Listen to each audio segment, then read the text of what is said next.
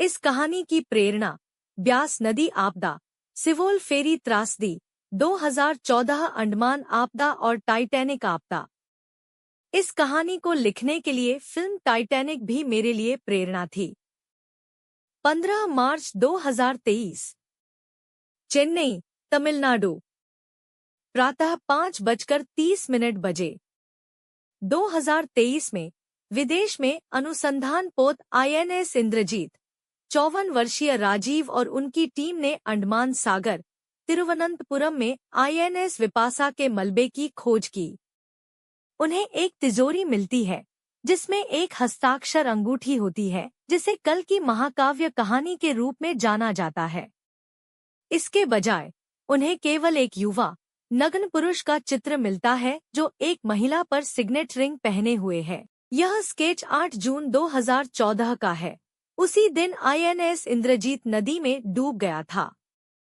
खोज के बारे में एक टेलीविजन समाचार देखने के बाद 28 वर्षीय प्रवीण राजीव से संपर्क करता है और चित्र में दिख रहे व्यक्ति के रूप में अपने करीबी दोस्त आदित्य कृष्ण की पहचान करता है। यह उम्मीद करते हुए कि वह हस्ताक्षर वाली अंगूठी ढूंढने में मदद कर सकता है, राजीव प्रवीण को रात करीब 8:30 बजे मनाली ले आता है।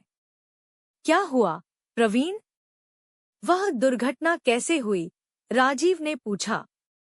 जैसे ही राजीव ने उनसे आपदा के बारे में पूछा, प्रवीण ने इंजीनियरिंग के दूसरे वर्ष के छात्र के रूप में अपने अनुभव बताए। 9 साल पहले Ram institute of engineering and technology, Chennai. 18 मार्च 2014, 5:30 अपराह्न 2014 में Ram institute of engineering and technology, Chennai के 48 छात्र और 3 संकाय और कर्मचारी सदस्य चेन्नई से अंडमान सागर की लंबी यात्रा पर थे। उनमें आदित्य कृष्णा और प्रवीण भी शामिल थे। जहाज पर छात्रों के साथ साथ 200 यात्री भी सवार थे। अब INS विपासा जहाज हैदराबाद की बंगाल की खाड़ी से अंडमान सागर तक यात्रा कर रहा है। यह जहाज यात्रियों और माल दोनों को ले जाता है। 15 अप्रैल को जहाज ने अपनी सामान्य यात्रा शुरू की। उस जहाज पर कुल 50 यात्री यात्रा कर रहे थे। ये सभी हैदराबाद के कॉलेज छात्र थे।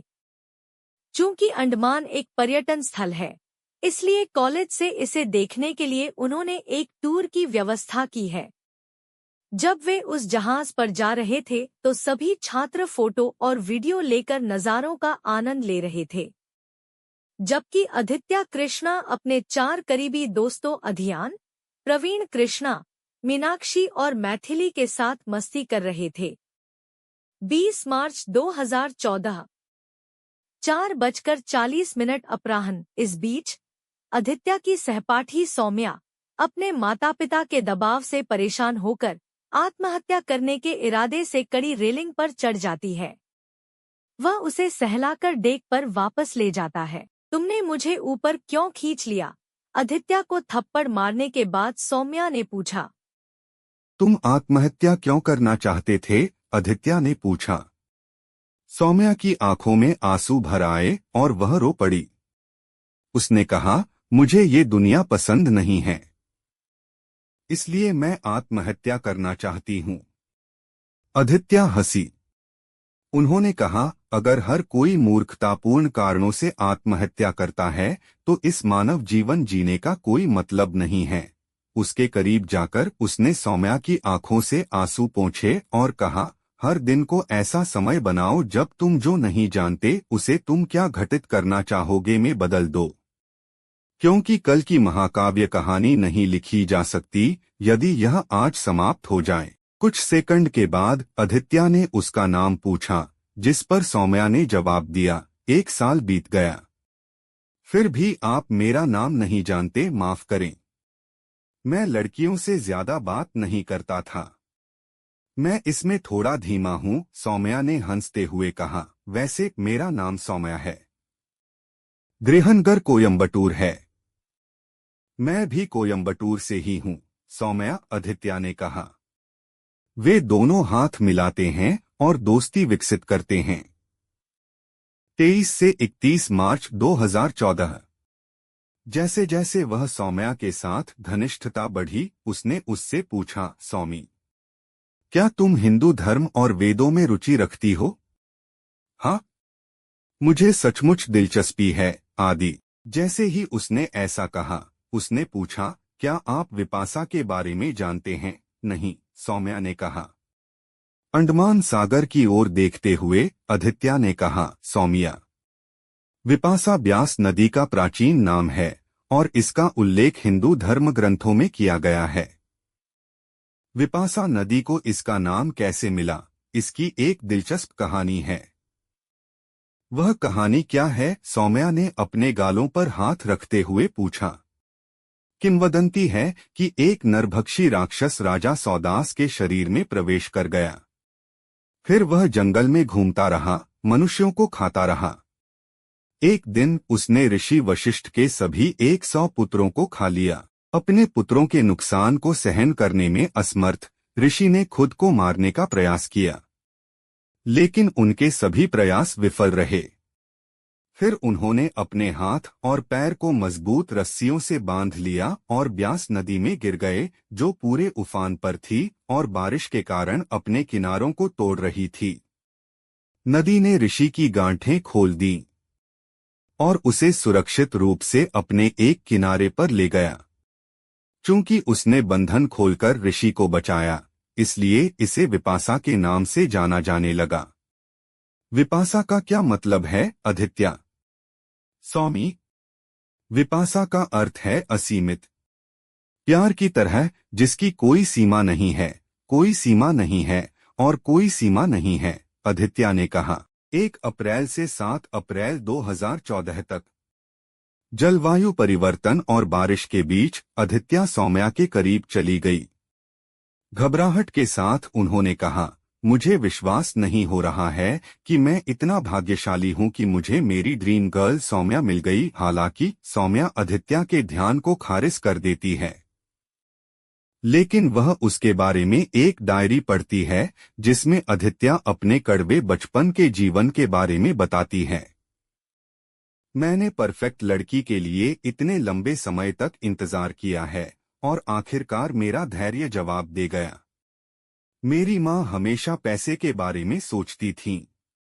वह कभी भी प्यार, आतिथ्य या करुणा का मतलब नहीं जानती थीं। वह सिर्फ इतना जानती थीं कि हर किसी से लड़ना है। जब मेरी माँ और उनके रिश्तेदारों ने मेरे साथ दुर्व्यवहार किया, तो मेरे पिता ने मेरा समर्थन किया और मेरी मदद की। उन्होंने मुझे इस समाज में अच्छा और बेहतर बनने के लिए प्रेरित किया। एक दिन मेरे पिता ने कहा, यह मत सोचो कि सभी लड़कियां बुरी होंगी। आपको सच्चा प्यार मिलेगा। अपने ईश्वर पर विश्वास रखें, वह तुम्हें अपना सच्चा प्यार दिखाएगा। मुझे मेरा प्यार मिल गया, वह सौम्या है। इस दिन मैं हमेशा के लिए पूरी तरह से तुम्हारा बनकर रहने की कसम खाता हूँ। मेरी नजर में तुम कोई गलत काम नहीं कर सकते। आप सही हैं। जिस क्षण मैंने तुम्हें देखा, मेरे दिमाग ने कहा, वाह। मेरे दिल ने कहा, मैं तुम्हें पसंद करता हूँ। और मेरी आत्मा ने कहा, आखिरकार मैंने तुम्हें पा लिया। मैं आपका बहुत आभारी हूँ कि आप मौजूद हैं। मुझे आशा है कि आप मुझे हमेशा आपसे प्यार करने देंगे। हो सकता है कि आप परिपूर्ण न हों। आप सभी मनुष्यों की तरह दोषपूर्ण हैं, लेकिन तुम मेरे लिए बिल्कुल सही हो और यही बात मायने रखती है, सोमी। मैं आपके दिल को देखभाल से संभालने और इसे प्यार से संजोने का वादा करता हूँ। सौम्या को एहसास होता है कि आदित्य अपने रिश्तेदारों और माँ की शारीरिक और मानसिक यातनाओं के कारण बचपन से ही प्यार और स्नेह के लिए तरस रही है। यह महसूस करने के बाद कि उसे उससे प्यार हो गया है, वह उसके पास लौट आती है। आदित्य ने कहा, मैं तुम्हें अपने दिल की रानी का ताज पहनाता हूँ, सौम्या। मैं तुमसे प्यार करता हूँ। वे दोनों एक दूसरे को गले लगाते हैं। सौम्या ने कहा, मैं तुम्हें हमेशा प्यार करती हूँ, आदि। 1 सप्ताह बाद 13 अप्रैल 2014 8:30 अपराह्न। इस बीच सभी के सो जाने के बाद सौम्या आदित्य के कमरे में जाती है। वह उसे अपने राजकीय कक्ष में ले आती है, जहां वे दिन भर बातचीत करते हैं। आदित्य, क्या तुम मुझे केवल हस्ताक्षर की अंगूठी, कल की महाकाव्य कहानी, पहने हुए नग्न चित्रित कर सकते हो? आदित्य को शुरू में घबराहट महसूस होती है, लेकिन बाद में वह नौकर मुरुगानंदम को स्वीकार कर लेता है और उससे बच जाता है। एक कार्गो होल्ड के अंदर रेनॉल्ट टाउन कार में वे दोनों महान प्राचीन कवि कालिदास के बारे में बातचीत कर रहे थे। वह इतना प्रसिद्ध क्यों है? आदित्य ने पूछा। आप जानते हैं, अत्यंत सुंदर शकुंतला और शक्तिशाली राजा दुष्यंत की कथा महाकाव्य महाभारत की एक रोमांचक प्रेम कहानी है। महान प्राचीन कवि कालिदास ने अपने अमर नाटक अभिज्ञान शाकुंतलम में इसे दोहराया है। शकुंतला कौन है? मैं ज्यादा नहीं जानता।